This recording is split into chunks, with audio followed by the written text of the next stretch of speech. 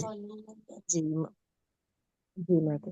ओम नमो भगवते वासुदेवाय। ओम नमो भगवते वासुदेवाय। नारायणं नमस्कृत्यं नरं चैव नरोत्तमं देवीं सरस्वतीं व्यासं ततो जयमुदीरयेत् नष्टप्रायेषु भद्रेषु नित्यं भागवत सेवया भगवतोत्तमश्लोके भक्तिर्भवति नैष्टिकी।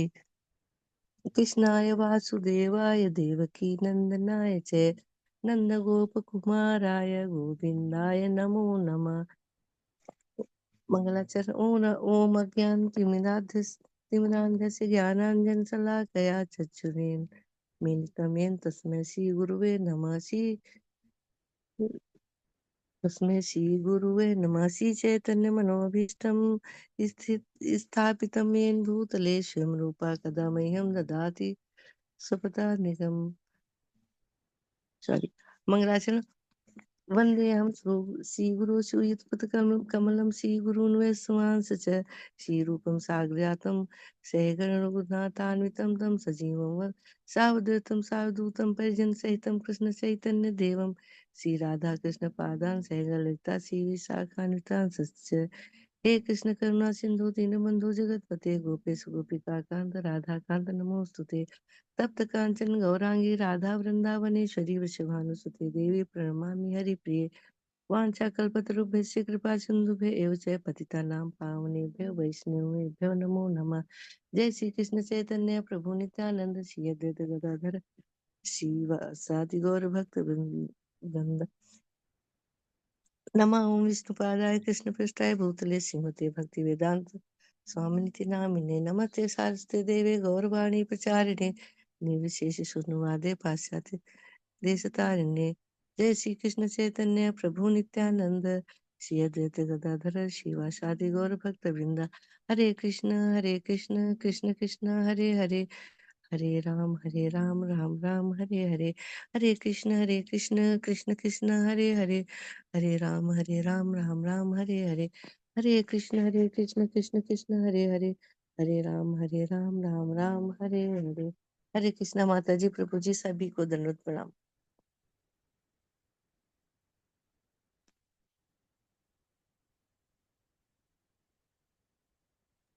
हरे कृष्णा माता जी। क्या आप जी भजन जी गाओगे? माता जी। हरे कृष्णा। जी माता जी प्रयास करते हैं। बिल्कुल बिल्कुल माता जी, गाइए। आप तो अच्छे से गाते जी हैं। माता जी। राधे जय जय माधव दयिते गोकुल तरुणी मंगल महिते। राधे जय जय माधव दयिते दामोदर रति वर्धन वेशे हरिनिकुष्ट वृंदा विपिनेशे।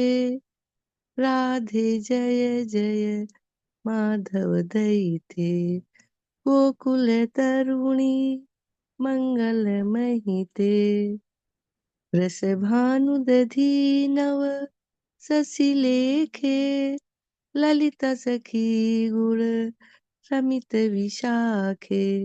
राधे जय जय माधव दयिते गोकुल तरुणी मंगल महिते। राधे जय जय माधव दयिते करुणा गुरुमयि करुणा भरिते सनक सनातन वर्णित चरिते। राधे जय जय माधव दयिते गोकुल तरुणी मंगल महिते। राधे जय जय माधव दयिते राधे जय जय माधव दयिते। हरे कृष्णा माता जी दंडवत प्रणाम। हरे कृष्णा हरे माता जी। कृष्णा। हरे कृष्णा माता जी, सभी भगवती को दंडवत कीर्तिदाम प्रणाम। माता जी, आपका बहुत जी बहुत धन्यवाद आज का जप लीड करने के लिए और भजन और प्रेयर्स करने के लिए। हरि बोल। और सभी डिवोटीज का बहुत बहुत हार्दिक अभिनंदन है आज के इस्कॉन अयोध्या के प्रातःकालीन जप सत्र में। हरे कृष्णा। हरे हरे दंडवत कृष्ण माता जी को प्रणाम। प्रणाम, हरे सभी कृष्णा भक्तों को माता जी। प्रणाम। हरे कृष्णा। तो आज का कोट देख लेते हैं। स्क्रीन विजिबल है क्या? जी माता जी। जी माता जी। हाँ, ओके। विजिबल है।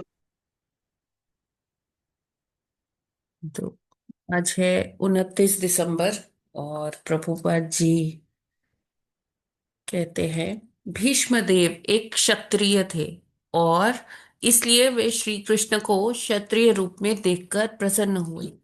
उसी प्रकार जैसे गोपियां श्री कृष्ण को सर्वाधिक सुंदर प्रेमी के रूप में देखना चाहती थी। श्री कृष्ण से किसी भी रूप में प्रेम किया जा सकता है और चूंकि वे पूर्ण हैं, उनको क्षत्रिय के रूप में अथवा साधारण गोपी के रूप में प्रेम करने में कोई अंतर नहीं है। जदुरानी को पत्र 29 दिसंबर 1967। तो यहाँ पर प्रभु पाजी जदुरानी माता जी को पत्र लिख रहे हैं, वो रिप्लाई कर रहे हैं। जदुरानी माता जी वो ना क्या करती है, जो भी हमारी ये बुक्स में पिक्चर्स हैं ना भगवान की, या कोई रथ पर अर्जुन के साथ भगवान साथी रूप में, जितने भी पिक्चर्स हैं वो जदुरानी माता जी बनाते बनाती थी।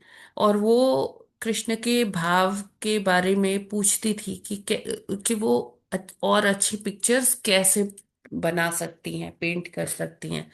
तो प्रभुपाद जी से वो इस तरह का पूछा करती थी कि, तो ये इसमें उन्होंने पूछा था कि कैसे गोपियां उनको प्रेमी के रूप में मानती हैं, और जैसे और कोई भक्त है उनको वो किसी और रूप में देखते हैं, तो कृष्ण कैसे थे।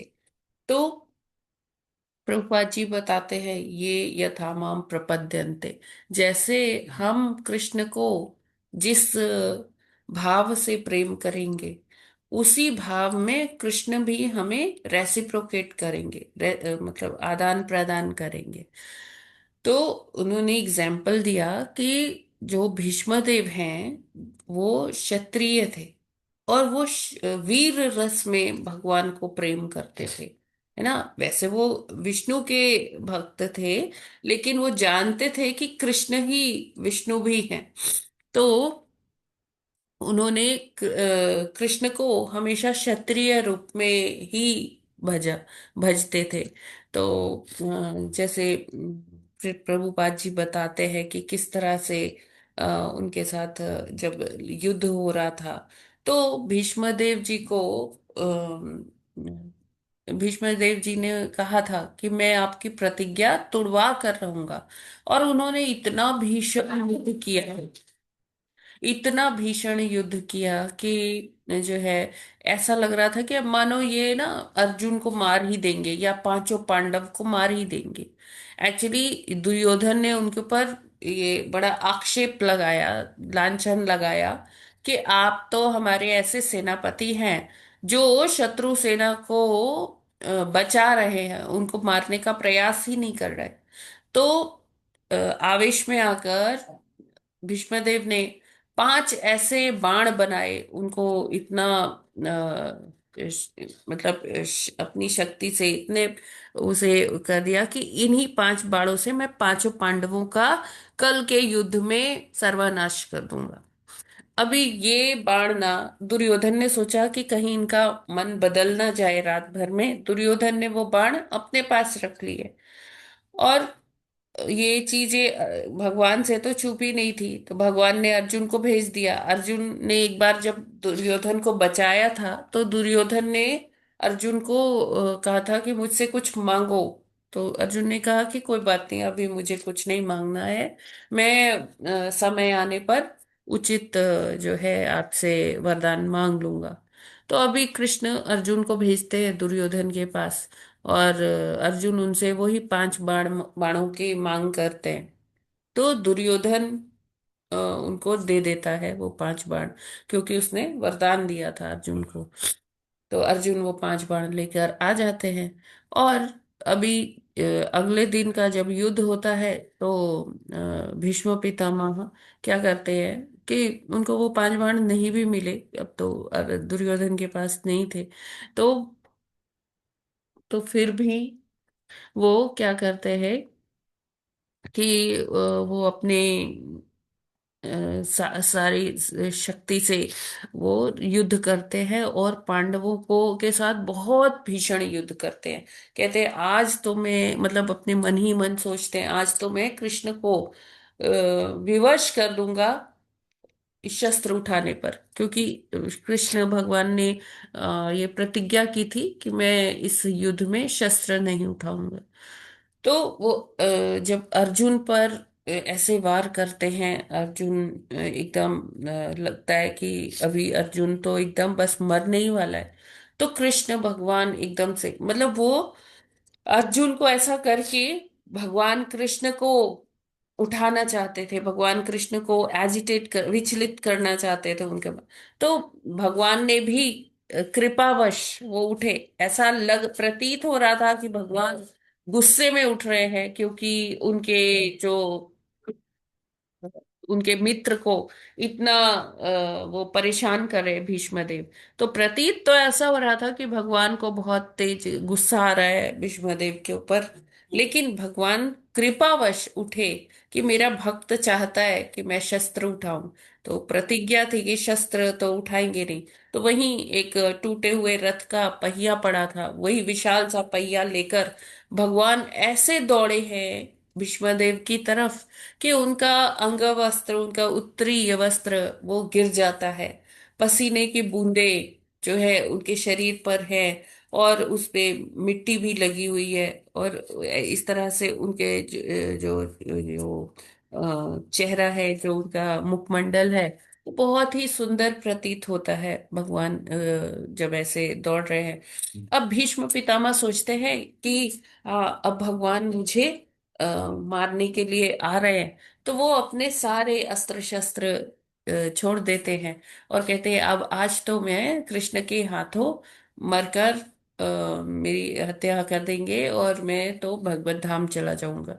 तो वो इस भाव से लड़ रहे हैं। वो ये एक भक्त और भगवान का इंटरेक्शन है आपस में। लेकिन देखने वालों को लग रहा है कि देखो भगवान कितने गुस्से में दौड़कर भीष्मदेव की तरफ जा रहे हैं, है ना।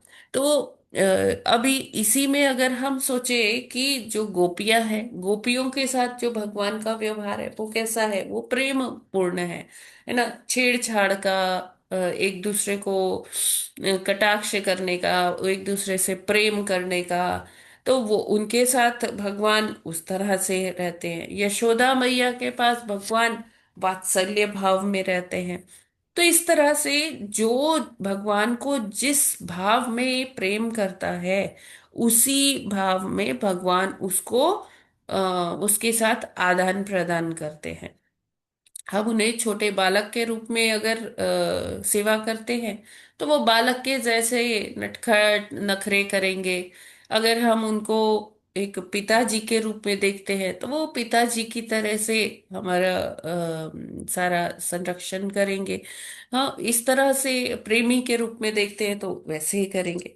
तो यहाँ प्रभुपाद जी यही बता रहे हैं कि क्योंकि भगवान पूर्ण है, तो वो चाहे क्षत्रिय रूप में हो, चाहे प्रेमी रूप में हो, चाहे बाल रूप में हो, वो उसमें कोई अंतर नहीं है। भक्ति तो भक्ति है, भक्ति पूर्ण है, भगवान पूर्ण है। तो वो कैसे भी आपसे ये कम्युनिकेट कर सकते हैं, रेसिप्रोकेट कर सकते हैं। तो हमें उनको किसी न किसी भाव में देखना चाहिए, चाहे अपने बच्चे के रूप में देख ले, चाहे अपने पति के, पिता के, है ना, प्रेमी के, कैसे भी रूप में उन्हें माने। तो ये हमें उनसे अपना जो है संबंध जोड़ना है। हमें उनको अपने, जैसे हमारे परिवार के सदस्य होते हैं, हम उनके लिए सोचते हैं कि हाँ आज हमारे जो संतान है, जो बच्चे हैं, वो आज क्या, उनके लिए क्या बनाएं या उनके लिए क्या करें। तो उसी तरह से हमें भगवान के लिए भी इस तरह भाव रखने चाहिए कि आज मेरे जो ठाकुर जी हैं, जो मेरे संतान के रूप में हैं, आज वो क्या पाएंगे, क्या उनको अच्छा लग रहा है। तो फिर आप देखेंगे कि भगवान भी रेसिप्रोकेट करते हैं उस तरह से, है ना। या आज हम कहीं आए हैं, तो जैसे हम बच्चों के लिए आते हुए कुछ सामान, कुछ गिफ्ट्स लेकर आते हैं, तो इसी प्रकार हम भगवान के लिए भी कर सकते हैं, भगवान के लिए भी गिफ्ट्स लेकर आ सकते हैं। और इस तरह से हम भगवान से अपना संबंध और बना सकते हैं, मजबूत कर सकते हैं, है ना। तो प्रभुपाद जी यही बताते हैं कि भगवान जो है पूर्ण पुरुषोत्तम है, संपूर्ण है। हम उनसे किसी भी तरह से अपना संबंध बनाकर उनसे आदान प्रदान कर सकते हैं। हरे कृष्णा। जगत गुरु श्रील प्रभुपाद की जय। हरि बोल। क्लियर है ये सभी को? हाँ माता जी, लेकिन हम लोगों का जी भाव माता जी। अधिकतर जो है दास वाला, भक्त वाला होता है। माता हाँ जी, जी। एक इसमें छोटा सा क्वेश्चन है जी कि ये रथ का जो पहिया है, कहीं कहीं ऐसा भी आया है कि उनके रथ का, उनके स्वयं के रथ का पहिया तो नहीं था ये, जैसे आपने नहीं नहीं बताया। नहीं, वहां एक टूटा हुआ रथ पड़ा था, वो उसका पहिया था। हरे स्वयं कृष्ण के माता रथ जी। का पहिया कैसे हो सकता है प्रभु जी? हाँ, नहीं हो सकता, लेकिन माता जी आया है कहीं शास्त्र में ऐसा। नहीं नहीं नहीं, स्वयं के रथ का पहिया नहीं है वहां। इतना भीषण युद्ध महाभारत का हो रहा है, कितने ही रथ वहां टूट जाते थे, है ना। तो हाँ माता जी। उसमें से किसी रथ का पहिया था। हरे कृष्ण। हरे कृष्णा प्रभु जी। ठीक है, आगे बढ़ते हैं। भागवतम मध्य। यस, आज कौन सी टीम का टर्न है? हरि बोल। लक्ष्मण टीम का है आज टर्न। ठीक। 28वां लक्ष्मण टीम। जी।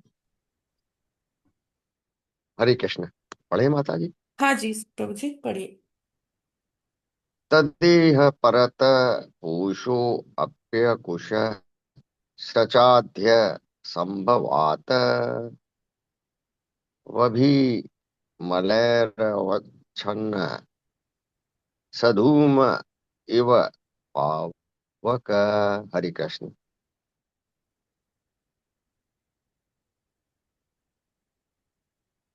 आगे पढ़ना है क्या माता जी? हरे कृष्णा। तद्देह प्रतः पोषोऽप्यकृशश्च ध्यासंभवात् बभौ मलेरवच्छन्नः सधुमैव पावक। हरे कृष्ण। हरे कृष्णा। तद्धेयः परतः पोषोऽप्य कृशस्य ध्यात् संभवात् बभौ मलेरच्छ वच्छन्ना सधूम इव पावकः। हरे कृष्णा। हरे कृष्ण। तद्धेया परता कोसो कृश्चाद्यसंभवात् बभो मलैर्वच्छन्न सधूम इव पावकः। हरे कृष्ण। हरे कृष्ण। तद्देह परतः पोष अपि अकृशः च आदि असंभवात् वभौ मलेरवच्छन्नः सधूम इव पावकः। हरे कृष्णा, दंडवत प्रणाम सभी को। हरे कृष्ण। तदेह परतः पोषो अपि अकृशः च अधि असंभवात् वभौ मलेर्वक्षन्ना सधूम इव पावकः। हरे कृष्णा माता जी, सभी को दंडवत प्रणाम। हरे कृष्णा। तहेद परत सो पोषोंग प्यकृष्यध्यमस संभवात बभौ मलैरव छन्ना सधुमा इव पावक। हरे कृष्णा। हरे हरे कृष्णा। कृष्ण। तदेह परतः पोषो अप्यकृशश्च संभवात् बभो बलेर्वच्छन्ना सधुम इव पावक। हरे कृष्णा, सभी को दंडवत प्रणाम। हरे कृष्णा माता जी, सभी को दंडवत प्रणाम। तदेहा परता पोषो अन अप्य कुसच संभवात बभो मलैत्र वछत्रः सधूम इव पावकः। हरे कृष्णा माता जी, सभी को दंडवत प्रणाम। तथैव प्रतापुषु किस्सा सत्य संभवता मपे मणिवचना संदुम ई पवक। हरे कृष्णा प्रभु जी। हरे ओके, हरे कृष्णा कृष्णा। जी। कौन पढ़ना चाहता है आगे? हरे कृष्णा माता जी। हरे हरि बोल। निशा माता जी, आप पढ़ना चाहते हो? जी माता जी, पढ़ रही हूँ। जी, पढ़िए। तो हा परतः पोषो अपकर्ष चा अभ्य संभवता उभो मन्य स्वच्छनः सधूम एव पावकः। शब्दार्थ एवं तात्पर्य शील प्रपात जी द्वारा, शील प्रपात जी की जय। ततदेह उनका शरीर, परतः अन्यों से, कर्दम द्वारा उत्पन्न युवतियों से, पोषः पाला गया, अपि यद्यपि, अकशः दुबला नहीं, चा तथा, आधी चिंता, असंभव उत्पन्न होने से, बभौ चमका, मलह धूल से, अस्वच्छनः ढका हुआ, सा धूमः धुएं से घिरा, इव सदृशः पावकः अग्नि। उसके शरीर की देखभाल उसके पति करदम द्वारा उत्पन्न अप्सराओं द्वारा की जा रही थी, और चूंकि उस समय उसे किसी प्रकार की मानसिक चिंता न थी तथा उसका शरीर दुर्बल नहीं हुआ, वह धुएं से घिरी हुई अग्नि के समान प्रतीत हो रही थी। तात्पर्य, चूंकि वह समाधि में दिव्य आनंद का अनुभव करती थी, अतः भगवान का विचार सदैव उसके मन में स्थिर था। वह दुबली नहीं हुई, क्योंकि उसकी देखभाल स्वर्ग की उन सुंदरियों द्वारा की जा रही थी जिन्हें करदम मुनि ने उत्पन्न किया था। आयुर्वेद के अनुसार यदि कोई चिंता मुक्त रहे तो वह मोटा हो जाता है। देवहूत कृष्ण भक्त में स्थित होने के कारण सारी चिंताओं से मुक्त थी, तथा उनका शरीर दुबला नहीं हुआ। संन्यास आश्रम में किसी दास या दासी से सेवा कराने का विधान नहीं है, किंतु देवहूति की सेवा सर्व सुंदरियां कर रही थीं।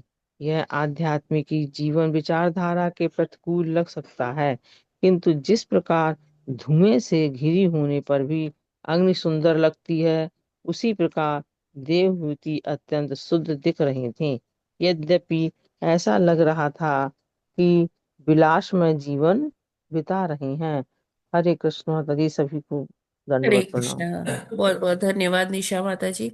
तो देखिए, अगर हम लोग 2 दिन भोजन ना करें, कुछ भी ना पाए, है ना, उपवास करें 2 दिन 3 दिन, तो क्या होता है? ऐसा लगता है कि चेहरे की सारी कांति चली गई, एकदम वीकनेस आ जाती है ना।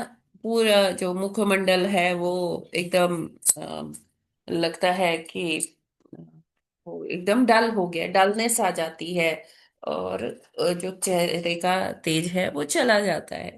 तो लेकिन जो साधु सन्यासी, जो योगी है, जो तप करते हैं बड़े भीषण परिस्थितियों में, कोई पहाड़ों की कंदराओं में ना, जहाँ माइनस में टेम्परेचर्स होते हैं, तो वो तो कुछ भी ना, कुछ भी नहीं पाते हैं, कोई ना ब्रेकफास्ट, ना लंच, ना डिनर। वो वो उनके चेहरे पर तो बहुत तेज रहता है, बहुत कांति रहती है। तो ये कैसे? क्योंकि वो भगवतमय हो गए हैं, भगवान उन्मुख हो गए हैं, है ना। और वो सदैव भगवान की चेतना में रहते हैं। तो वो, उनको कुछ भी सोचने का नहीं है, कोई टेंशन नहीं है, क्योंकि वो भगवान के आश्रित हैं। तो हम भी अगर ऐसी स्थिति में आ जाए कि हमें कोई टेंशन नहीं, कि ठीक है, सब तो भगवान के कंट्रोल में ही है, वो ही होगा। क्योंकि हम अपनी बुद्धि लगाते हैं, है ना, मानव बुद्धि जो है हमारी, वो लगाते हैं। हम प्रकृति के 3 गुणों में बद्ध हैं। तो इसीलिए क्या होता है कि हम अपनी बुद्धि से जब सोचने लगते हैं कि अरे मैंने आज ना सारा दिन कुछ खाया ही नहीं है, तो हमें वीकनेस आने लगती है।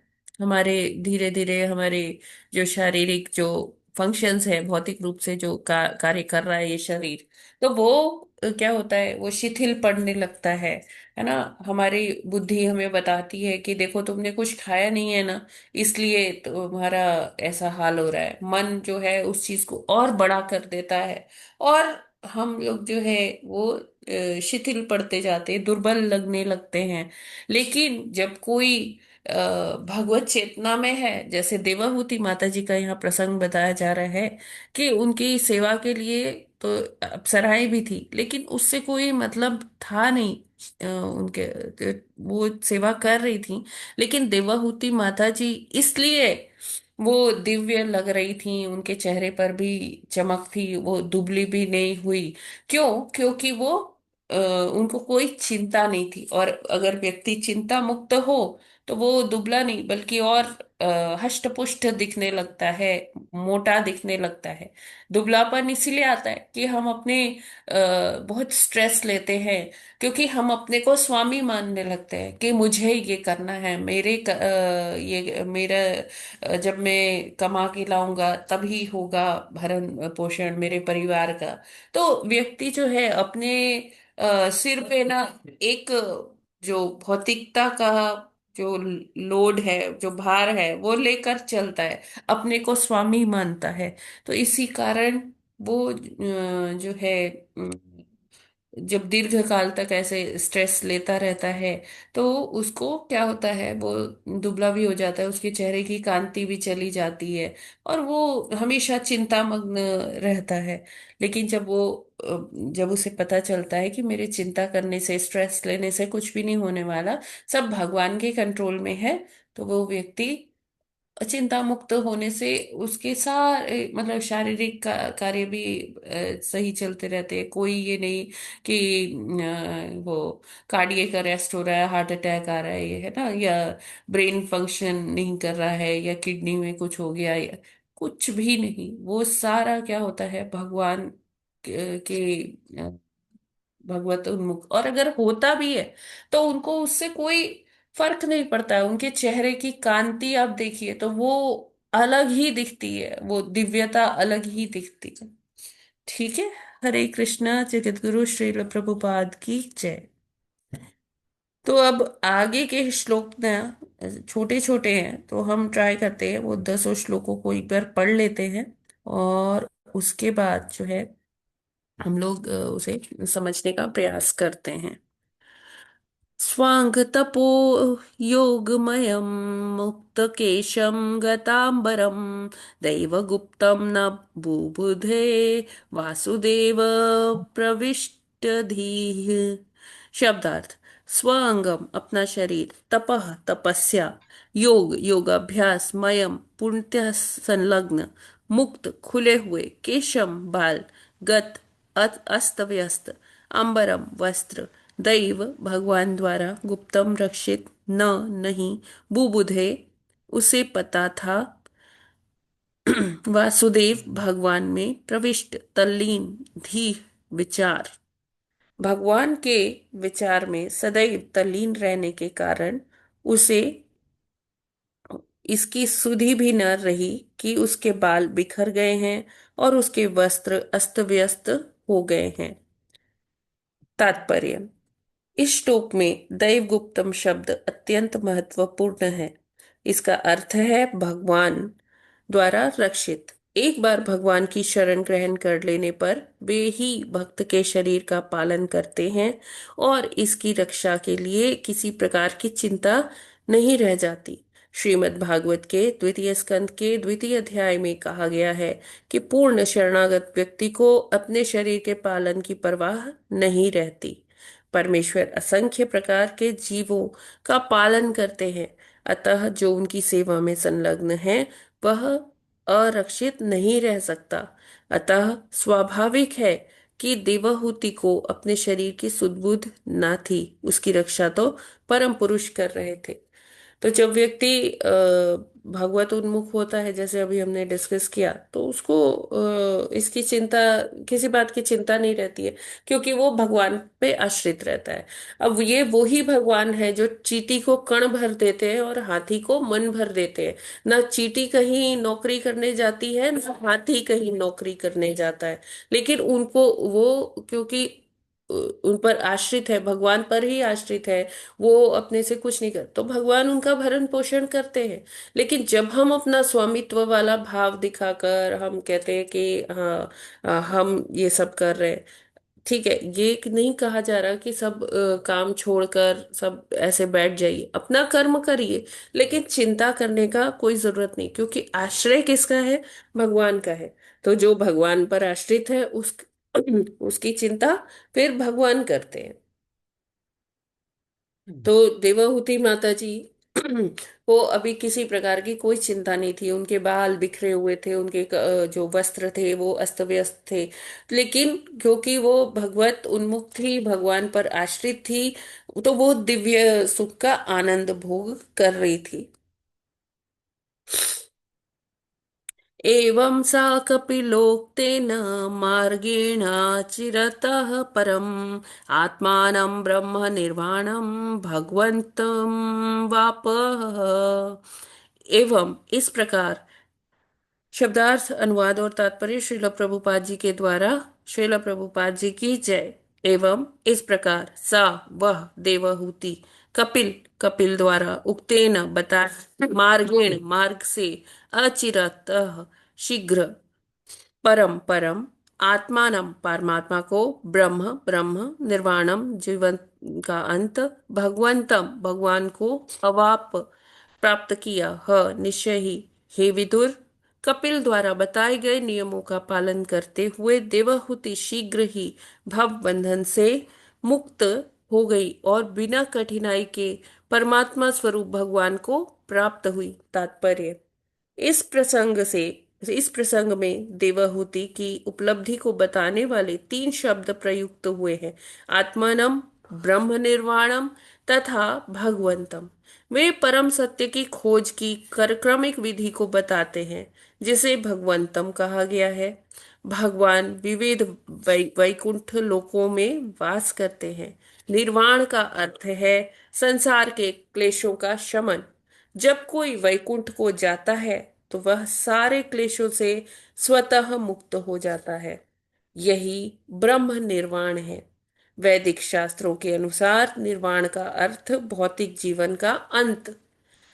आत्मानम का अर्थ है हृदय के भीतर परमात्मा का साक्षात्कार। अंततः परम सिद्धि तो भगवान का साक्षात्कार है।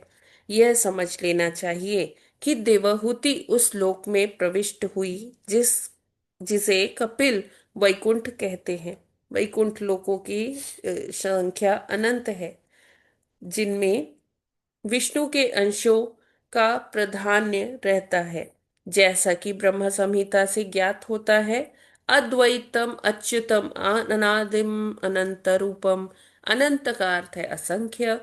भगवान के दिव्य स्वरूप के असंख्य विस्तार या अंश होते हैं, और उन अपनी चार भुजाओं में विभिन्न चिन्हों को धारण करने के कारण वे नारायण, प्रद्युम्न, अनिरुद्ध, वासुदेव आदि कहलाते हैं। कपिल वैकुंठ नाम से भी एक वैकुंठ है, जहां देवहूति कपिल से मिलने और अपने दिव्य पुत्र की संगति का आनंद लेने के लिए भेज दी गई।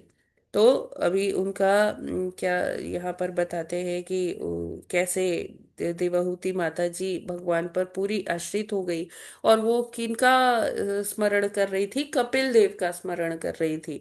तो इसी से उनको क्या हुआ कि जो है परम सत्य की क्रमिक विधि जो है, क्रमिक क्या कि पहले ब्रह्म का दर्शन, फिर जो है परमात्मा स्वरूप जो भगवान हमारे अंदर विराजते हैं उनका दर्शन, और फिर अंतोगत्वा पूर्ण पुरुषोत्तम भगवान जी का दर्शन।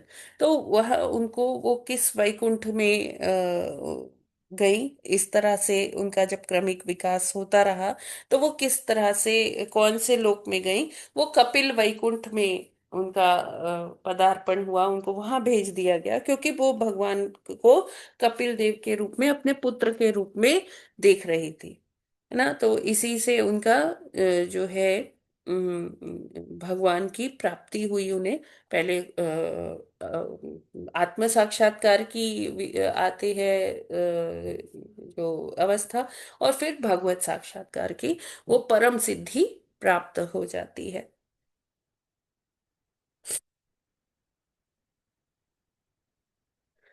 तो आगे पढ़ते हैं। हाँ, तो आगे मैत्री मुनि कहते हैं, तद्विरासीत पुण्यतम क्षेत्रम त्रैलोक्य विश्रुतम नाम्ना सिद्धपदम यत्र स सा संसिद्धिमुपेयुषि। शब्दार्थ और अनुवाद श्रील प्रभुपाद जी के द्वारा। तत् वह वीर, हे वीर विदुर, आसीत था, पुण्यतमम सर्वाधिक पवित्र, क्षेत्रम स्थान, त्रैलोक्य तीनों लोकों में, विश्रुतम विख्यात, नामना नाम से, सिद्ध पदम सिद्ध पद, यत्र जहाँ, सा उसने या देवहूति ने, संसिद्धिम सिद्धि, उपेयुषी प्राप्त की। हे विदुर, जिस स्थान पर देवहूति ने सिद्धि प्राप्त की वह स्थान अत्यंत पवित्र माना जाता है। यह तीनों लोकों में सिद्ध पद के नाम से विख्यात है।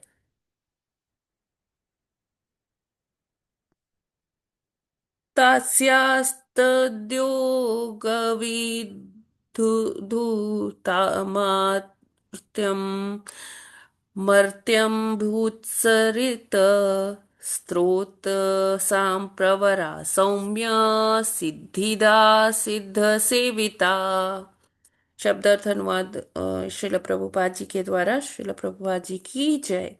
तस्या देवहूति का, तत्व योग, योग द्वारा, विधुत परि परित्यक्त, मार्त्यम भौतिक तत्व, मर्त्यम समस्त नदियों में, अभूत हो गया, सरित नदी, स्तोत्र साम समस्त नदियों में, प्रवरा अग्रगणी अग्रणी, सौम्य हे भद्र विदुर, सिद्धिदा सिद्धि देने वाली, सिद्ध सिद्धि के इच्छुक पुरुषों द्वारा, सेविता सेवित। हे विदुर, उनके शरीर के तत्व पिघलकर जल बन गए और अब समस्त नदियों में सबसे पवित्र नदी के रूप में बह रहे हैं। जो भी इस नदी में स्नान करता है उसे सिद्धि प्राप्त होती है, अतः सिद्धि के इच्छुक लोग उसमें स्नान करते हैं। कपिलोपि महायोगी भगवान् पितुराश्रमात् मातरं समनुज्ञाप्य प्रागुदीचीं दिशं ययो। शब्दार्थ और अनुवाद श्रील प्रभुपाद जी के द्वारा। श्रील प्रभुपाद जी की जय। कपिला भगवान कपिल, अपि निश्चय ही, महायोगी ऋषि, भगवान पितु अपने पिता के, आश्रमात कुटी में, मातरम अपनी माता से, समानुज्ञाप आज्ञा लेकर, प्राक उदीचीम उत्तर पूर्व ईशान कोण, दिशम दिशा को, ययो चला गया। हे विदुर, महामुनि भगवान कपिल अपनी माता की आज्ञा से अपने पिता का आश्रम छोड़कर उत्तर पूर्व दिशा की ओर चले गए। सिद्धचारण गंधर्वैर्मुनिभिः चापसरो गणैः स्तूयमानः समुद्रेण दत्तार्हणनिकेतनः। शब्दार्थ अनुवाद और तात्पर्य श्रील प्रभुपाद जी के द्वारा। श्रील प्रभुपाद जी की जय। सिद्ध सिद्धों द्वारा, चारण चारणों द्वारा, गंधर्व गंधर्वों द्वारा, मुनि भी मुनियों द्वारा, च तथा अप्सरा गणे अप्सराओं स्वर्गलोक की सुंदरियों द्वारा, स्तूयमान स्तुति किए गए, समुद्रेण समुद्र द्वारा, दत्त दिया गया, अर्हण पूजन, निकेतन रहने का स्थान। जब वे उत्तर दिशा की ओर जा रहे थे तो चारणों, गंधर्वों, मुनियों तथा अप्सराओं ने उनकी स्तुति की और सब प्रकार से उनका सम्मान किया। समुद्र ने उनका पूजन किया और रहने के लिए स्थान दिया। तात्पर्य, कहा जाता है कपिल मुनि पहले हिमालय की ओर गए और वहां गंगा के उद्गम की खोज की। फिर वे गंगा के मुहाने पर समुद्र में आए, जिसे आजकल बंगाल की खाड़ी कहते हैं। सागर में ने उन्हें रहने के लिए स्थान दिया, जिसे आज भी गंगा सागर कहते हैं, जहां गंगा नदी समुद्र से मिलती है। यह स्थान गंगा सागर तीर्थ कहलाता है और आज भी लोग वहां जाकर सांख्य दर्शन के संस्थापक कपिल को नमस्कार करते हैं। दुर्भाग्यवश किसी एक पाखंडी ने इस सांख्य प्रणाली की मनमानी व्याख्या की और उसका भी नाम कपिल है, किंतु वह प्रणाली श्रीमद् भागवत में वर्णित कपिल के सांख्य से मेल नहीं खाती।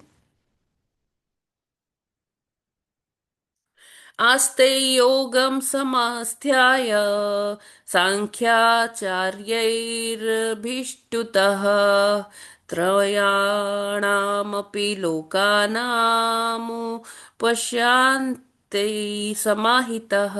शब्दार्थ और अनुवाद श्रील प्रभुपाद जी के द्वारा। आस्ते रह रहा है, योगम योग, समास्थाय अभ्यास करके, सांख्य सांख्य दर्शन के, आचार्य महान शिक्षकों द्वारा, अभिष्टुतः पूजित, त्रयाणाम तीन, अपि भी, लोकानाम लोकों के, उपशांत्यै उद्धार के लिए, समाहिता समाधि में स्थित। आज भी कपिल मुनि तीनों लोकों के बद्ध जीवों के उद्धार हेतु वहां समाधिस्थ हैं और सांख्य दर्शन के समस्त आचार्य उनकी पूजा करते हैं। श्लोक क्रमांक 36। एतन्निगदितं तात यत्पृष्टो अहं तवानघ कपिलस्य च संवादो देवहूत्याश्च पावनः। एतत् यह, निगदितम कहा गया, तात हे विदुर, यत जो, पृष्ठ पूछे जाने पर, पृष्ठ पृष्ठ पूछे जाने पर, अहम मैंने, तव तुम्हारे द्वारा, अनग हे पाप रहित विदुर, कपिलस्य कपिल की, च तथा, संवाद वार्ता, देवहूत्या देवहूति की, च तथा, पावन शुद्ध, हे पुत्र तुम्हारे पूछे जाने पर मैंने तुम्हें बताया, हे पाप रहित कपिल देव तथा उनकी माता के वृत्तांत तथा उनके कार्यकलाप समस्त वार्ताओं में शुद्धतम हैं। श्लोक क्रमांक 37। यस, लास्ट टीम भरत आप पढ़ माता जी सकते क्या हैं। हम लोग। टीम भरत। हरे य इदं अनुशृणोति यो अभिधत्ते कपिल मुनेर्मतमात्मयोग गुह्यं भगवती कृतधीः सुपर्णकेतावपुलभते भगवत्पदारविन्दम्। हरे कृष्णा। हरे कृष्णा। सभी को सादर प्रणाम।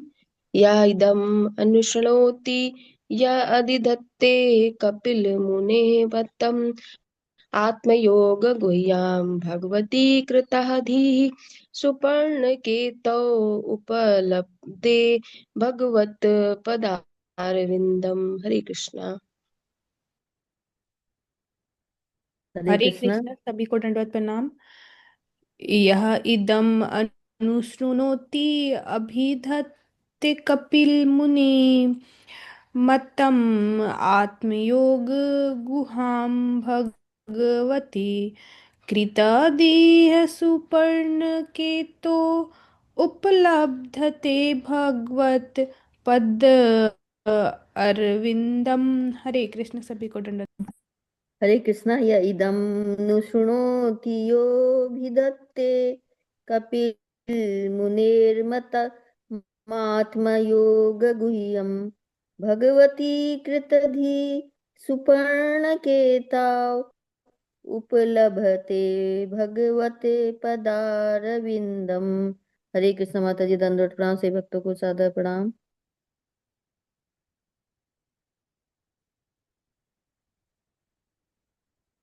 हरे कृष्णा। सम माता जी पढ़ती पढ़ो। किस कौन पढ़ना चाहता है? माता जी मैं पढ़ूं, बहुत समय हो गया। हम्म। माता जी और भी लोग हैं जिन्होंने बिल्कुल पढ़ा भी नहीं है। हरे कृष्ण माता जी पढ़ लूं। गार्गी सिंह माता जी, आप पढ़ना चाहते हो? हरे कृष्णा। चलिए ठीक है, कविता पांडे माता जी पढ़ लीजिए। शब्द अर्थ, अनुवाद तथा तात्पर्य श्रील प्रभुपाद जी द्वारा। श्रील प्रभुपाद जी की जय। यह जो भी इदम इसे अनुशृणोति सुनता है, यह जो भी अभिधत्ते व्याख्या करता है, कपिल मुनि का मतम उपदेश आत्मयोग भगवान के ध्यान पर आधारित, गुह्यम गुप्त गुण भगवती भगवान पर कृतधि स्थिर मन से, सुपर्ण केतव गरुड़ की ध्वजा वाले, उपलब्धते प्राप्त करता है भगवत भगवान के पद अरविंदम चरण कमल। कपिल देव तथा उनकी माता के व्यवहारों का विवरण अत्यंत गोपनीय है, और जो भी इस वृत्तांत को सुनता या पढ़ता है वह गरुड़ ध्वज भगवान का भक्त बन जाता है और बाद में उनकी दिव्य प्रेमा भक्ति में प्रवृत्त होने के लिए भगवत धाम में प्रवेश करता है। तात्पर्य, कपिल तथा उनकी माता देवहूति का यह वृत्तांत इतना पूर्ण तथा दिव्य है कि यदि कोई इसे केवल सुनता या पढ़ता है तो उसे जीवन की सर्वोच्च सिद्धि प्राप्त होती है, क्योंकि वह भगवान के चरण कमल की सेवा में लग जाता है। इसमें संदेह नहीं कि देवहूति ने मानव जीवन की सर्वोच्च सिद्धि प्राप्त की, जिन्होंने भगवान को पुत्र रूप में प्राप्त करके कपिल के उपदेशों का सुचारू रूप से पालन किया। हरे कृष्णा। श्रील प्रभुपाद जी की जय। इस प्रकार श्रीमद् भागवत के तृतीय स्कंद के अंतर्गत कपिल के कार्यकलाप नामक 33वें अध्याय के भक्ति वेदांत तात्पर्य पूर्ण हुए। तो आप सभी को बहुत बहुत हार्दिक शुभकामनाएं कि आप लोगों ने आज तीसरा कैंटो हम सब ने साथ मिलकर तीसरा स्कंद श्रीमद् भागवतम का आज पूर्ण हुआ। तो सभी को बहुत बहुत शुभकामनाएं शुभकामनाएं इसलिए कि हम इसे आत्मसात कर पाए, हम इसे अपने जीवन में उतार पाए जो हम सीखते हैं ना। चाहे थोड़ा थोड़ा करके ही, लेकिन धीरे धीरे हम कर पाए, शनै शनै ही सही, लेकिन हो पाए हमसे। तो यही इसी प्रार्थना के साथ हम इस कैंटो का यहीं पर एक तरह से पूर्ण होती है, कंप्लीट हो गया हमारा। और हम आगे चौथा स्कंद अब स्टार्ट करेंगे। तो अगर आप लोग चाहते हैं तो एक बार थर्ड कैंटो पूरा जो दोनों बुक्स है, भाग एक भाग दो, वो हम रिवाइज कर सकते हैं एक सेशन में, है ना, जैसा आप लोग चाहें। और नहीं तो फिर फोर्थ कैंटो शुरू करेंगे कल से, जैसे आप लोग चाहें। आप लोग बता माता सकते। जी एक बार, माता जी हरे कृष्णा माता जी एक बार रिवाइज करवाना, तो वो माता जी बहुत अच्छे से हमारे दिमाग में बना रहेगा। बिल्कुल बिल्कुल, ठीक है माता जी। जी माता जी। तो एक बार हम रिवाइज कर लेंगे इसे, ठीक है। तो इसमें याद यही जो हमने पढ़ा, बताया गया कि कैसे देवाहूति माता जी को सर्वो जीवन की सर्वोच्च सिद्धि प्राप्त हुई, और वो एक नदी की धारा बनके वो आज भी वहां पर है। सिद्ध पद के नाम से जाना जाता है, ये उत्तराखंड में आता है सिद्ध पद। और वहां पर आज भी लोग जो सिद्ध मतलब मुक्त होना चाहते हैं, निर्वाण की प्राप्ति करना चाहते हैं, भगवत साक्षात्कार करना चाहते हैं, परम धाम परम सिद्धि को प्राप्त करना चाहते हैं, तो वो भी उसमें स्नान करते हैं। और कपिल देव जी के पहले हिमालय पर थे, वहां पर उनका समस्त जो देव किन्नर गंधर्व चारण ये सब उनकी पूजा किए, उनका स्तुतियां गाए। और फिर भगवान कपिल देव इधर बंगाल की खाड़ी की तरफ आए, जहाँ समुद्र देव ने उनकी पूजा की, और वहां पर ही वो आज भी विराजमान है, समाधिस्थ हैं। लोग गंगा सागर जो तीर्थ करने जाते हैं, तो ये माना जाता है कि गंगा सागर में सभी तीर्थ आकर वो आश्रय लेते हैं। और गंगा सागर जो है अगर किसी ने कर लिया तो मानो कि उसने सारे तीर्थ सारे धाम कर लिए। और वहां पर उनको कपिल देव भगवान की जो है के आशीर्वाद प्राप्त होता है ना। आज भी शायद मकर संक्रांति के दिन बहुत वो जो एक मंदिर है वहां पर वो खुलता है और खोला जाता है, और वहां लोग दर्शन करते हैं, और उससे उनको कपिल देव जी का आशीर्वाद प्राप्त होता है। तो इसी प्रकार यहाँ बताते हैं कि जो भी अपना उद्धार चाहता है, जो भी भगवान की शरण जाना चाहता है, तो उसे ये कपिल देव जी और देवहूति माता जी का जो है उसे पढ़ना चाहिए।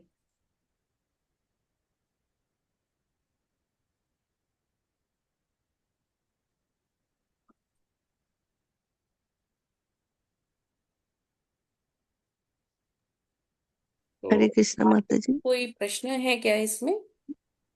माता जी, आज मैं समझी जब भी ऐसा कहा जाता है कि सारे तीर्थ बार बार गंगा सागर एक हाँ, बार। जी जी जी, हाँ जी बिल्कुल। माता जी, मैं आज मैं समझी माता जी। हरे कृष्ण माता जी, हरे दंड कृष्णा। प्रणाम। ये किसी का कोई और प्रश्न है इसमें तो ले सकते हैं।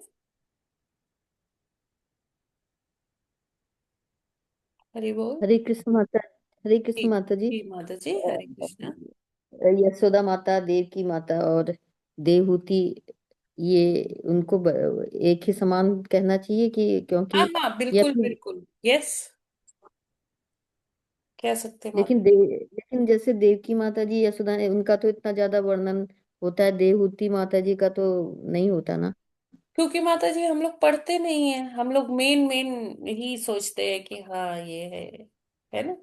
तो अगर हम पढ़ेंगे शास्त्र तो हमें पता होगा। हाँ, जनरल जो जनमानस, जैसे अभी तक मुझे भी जैसे हाँ अब पढ़ने के बाद पता लगा है कि देवहूति ने के भी भगवान का जन्म दिया, को पुत्र जन्म दिया है। हाँ। तो इससे पहले तो मैं भी यशोदा और देवकी यही बोला करती थी। अब देखिए ऐसे तो फिर माता रेणुका जी भी है, जामदाग्नि ऋषि की पत्नी, और परशुराम जी की माता, है ना।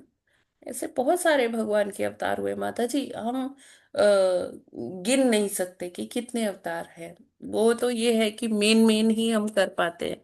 और ठीक है, जिसकी रति जिसमें है, चाहे वो राम रूप में माने, कृष्ण रूप में माने, तो अगर हम किसी एक में भी रति कर पाए, हमें जरूरी नहीं है कि हम सबको जाने, किसी एक में भी हम अपनी रति कर पाए, उतना ही बहुत है हमारे कल्याण के लिए, ठीक है ना। मतलब ये नहीं कह सकते कि उनका दर्जा ऊंचा है, उनका दर्जा उनसे कम है, ऐसा नहीं कह सकते। नहीं नहीं, ऐसा नहीं।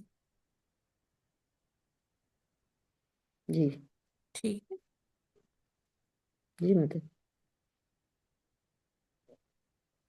माता जी, गरुड़ ध्वज का मतलब शुरू से है क्या?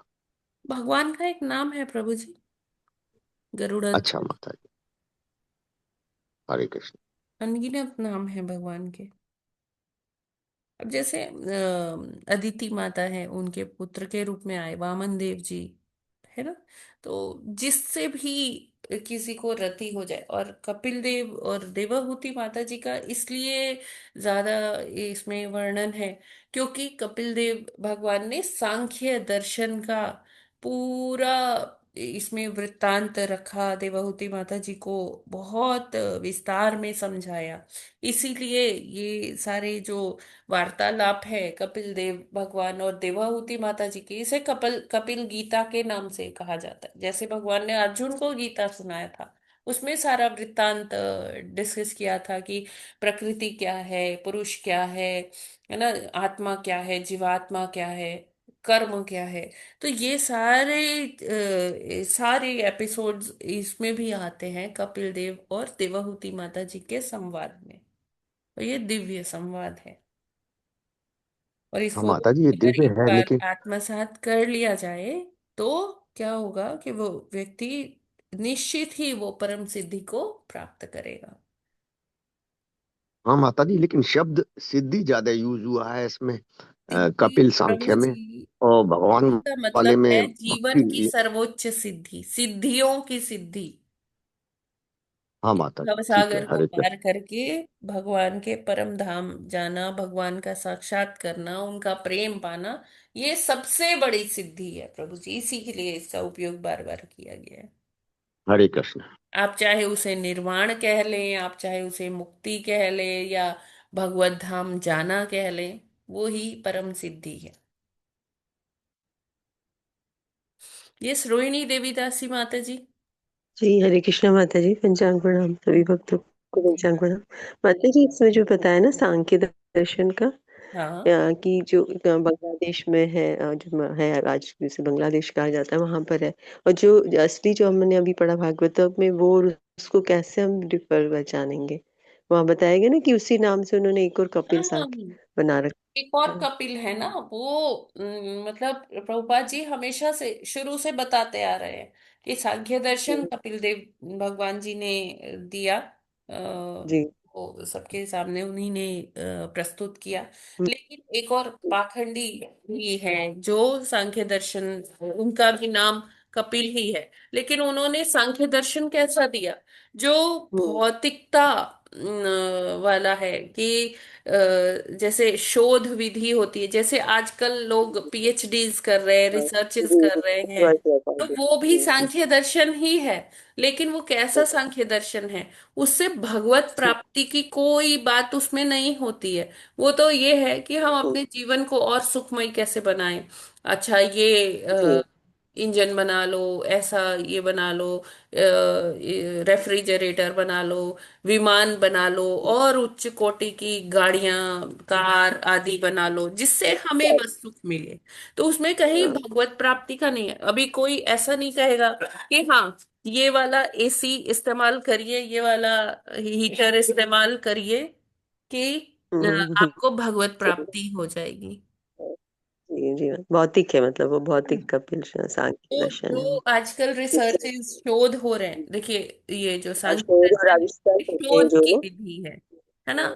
शोध की विधि है, क्रमिक तरीके से, स्टेप बाय स्टेप। जैसे आपने देखा होगा कि हम जब साइंस में एक्सपेरिमेंट्स करते थे लैब्स में जाकर, तो फाइल बनाते थे, उसमें लिखते थे कि हमें क्या प्रूव करना है, क्या हाइपोथेसिस है, क्या हमारे पास इनपुट्स है ना, और उससे क्या इन्फ्रेंसेस निकलते हैं।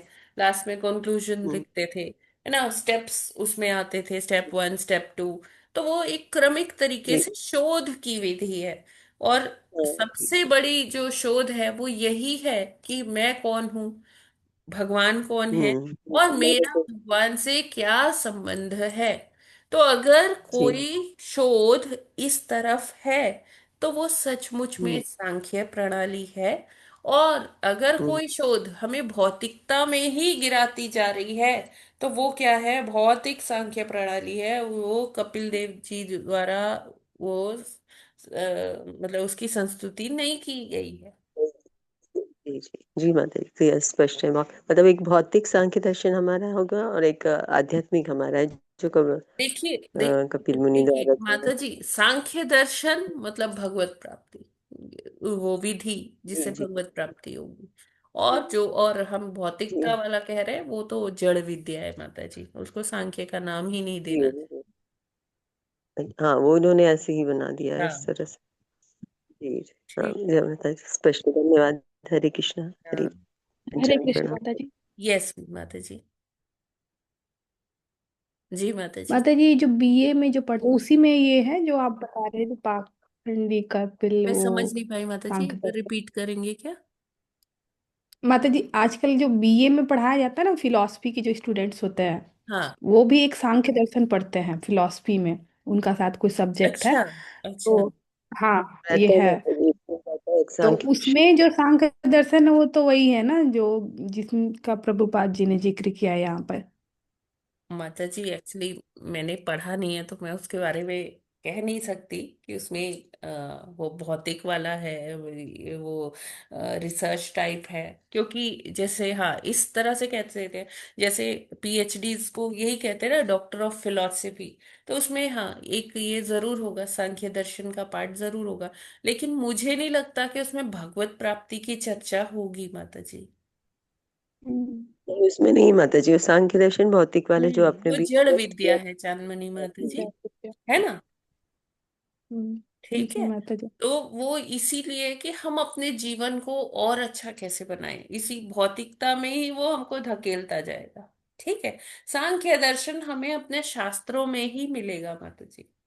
क्योंकि देखिए इतना जो ये हमारा ये 1,000 साल का जो ये इन्वेजन्स वाला पीरियड रहा, जिसमें अलग अलग आक्रांत आए, तो उन्होंने ये सारी चीजें हमारे मेन कोर्स में से निकाल दी है ना। और आज तक भी अभी भी हम इतने कामयाब नहीं हुए कि हम उसे डाल पाए वो सारी चीजें। हाँ अब थोड़ा थोड़ा प्रयास हो रहा है कि हम अपनी हिस्ट्री को ले आ पा रहे हैं एनसीईआरटीज के माध्यम से। अभी भी हायर स्टडीज में वो बाकी है ये नहीं है। करना, है ना। तो जी माता होपफुली कि अब जी। ऐसा हो, जो डॉक्टरेट्स करते हैं तो उनको वो एक्चुअल जो सांख्य दर्शन है उसकी नॉलेज हो पाए। तो जैसे पहले के टाइम में जो तक्षशिला यूनिवर्सिटीज थी, नालंदा यूनिवर्सिटी थी हमारी, हाँ निश्चित ही उसमें ये सब था। जी माता जी, हमें गलत इतिहास पढ़ाया गया है ना शुरू हाँ से ही, तो वो गलत सारी चीजें इतिहास पढ़ाया गया, और फिर हमें बताया ही नहीं गया कि हमारे शास्त्रों में लिखा क्या है। बहुत सारी चीजें जो हम जानते नहीं है, मतलब जान नहीं पाए, क्योंकि गलत पूरी शिक्षा गुरु शिष्य जी परंपरा जी भी रही नहीं ना, वो चीज है। बहुत सारी चीजें ये हो गई। ठीक है। तो हरे कृष्णा फिर हम हरे लोग जी आज माता जी। और कोई ऐसे प्रश्न है क्या किसी का? ऐसे ही माता जी अभी जैसे जो आज के लोग योग को समझते हैं तो योग हाँ एग्जैक्टली जी। योग मतलब वो सोचते हैं कि ध्यान करना मतलब जो हाँ भी अपने हाँ स्वस्थ रहेंगे ऐसा सोचते हैं, लेकिन कभी बिल्कुल। योग को समझ ही नहीं पाते कि योग का मतलब तो भगवान से जुड़ना हाँ है एक्चुअली। हाँ वो बिल्कुल उसका कोर वैल्यूज नहीं समझ पाते हैं। बिल्कुल माता जी। राइट। योग का मतलब बार बार आत्मा आत्मा से परमात्मा का जी मिलन। किसी और का कोई प्रश्न है क्या माता जी, प्रभु जी? ठीक है। तो हम लोग आज यहीं पर विराम करते हैं, और फिर कल के सेशन में हम लोग ट्राई करते हैं एक बार पूरा थर्ड कैंटो रिवाइज करने का, जो भाग 1 और भाग 2 दोनों बुक्स हैं, दोनों का रिवीजन करते हैं। और उसके बाद 31st को अ, कल क्या है, 29 है, नहीं नहीं माता जी, आज तारीख आज है, 29 थर्टी कल थर्टी 30 है। 30 30 हमारा है। रिवीजन हो जाएगा। और हम्म 30। होपफुली 31 भी वो रिवीजन ही चलेगा, है ना। 2 दिन तो हम्म लगेगा, इतना बड़ा कैंटो है रिवीजन करने में। ठीक है। दोनों और नहीं, फर्स्ट को शुरू होगा फर्स्ट से। हम लोग फिर से जो है वो करेंगे। नया क्योंकि न्यू ईयर है, चाहे हमारा सनातन कैलेंडर के हिसाब से नहीं है, लेकिन फिर भी हम्म हम जी लोग कुछ तो फॉलो करते ही हैं। न्यू ईयर जी 1 जनवरी को, तो हम लोग हम्म, उस दिन ये नारायण कवच और जी माता जी। हरि राम रक्षा स्तोत्र, राम रक्षा स्तोत्र। है ना, और नरसिंह जी माता कवच, जी। ये सब का पाठ करेंगे। तो आप में से जो जो ये पाठ करना म- चाहते हैं वो लोग। माता जी माता जी राम रक्षा स्तोत्र मैं करूंगी। माता जी नारायण माता जी कवच नरसिंह कवच को मैं कर लूंगी। हरे नारायण नरसिंह, कवच हम करेंगे माता जी। राम रक्षा स्तोत्र में या फिर मैं नारायण? करूंगी माता जी राम रक्षा ठीक है स्तोत्र। माता जी। नारायण स्तोत्र माता जी कर चुके हम थे ना? नारायण कवच करेंगे माता जी। राधिकेश्वरी माता जी नारायण कवच मैं ऑलरेडी कर लूंगी बहुत बार माता जी। किया हुआ है, इस बार किसी और को टर्न देते हैं, ठीक है। माता जी माता तो जी माता जी किस हाँ, टाइम राम करना है? रक्षा स्तोत्र राजलक्ष्मी माता जी कर लेंगे, जी और रोहिणी देवी दासी माता जी आप नारायण कवच करना चाहती हैं? जी जी माता जी। ठीक है। माता जी मैं वो हरे नरसिंह कृष्ण माता कवच। जी। नरसिंह कवच मीरा माता जी जी। माता जी। ठीक किस जी माता जी। ठीक है।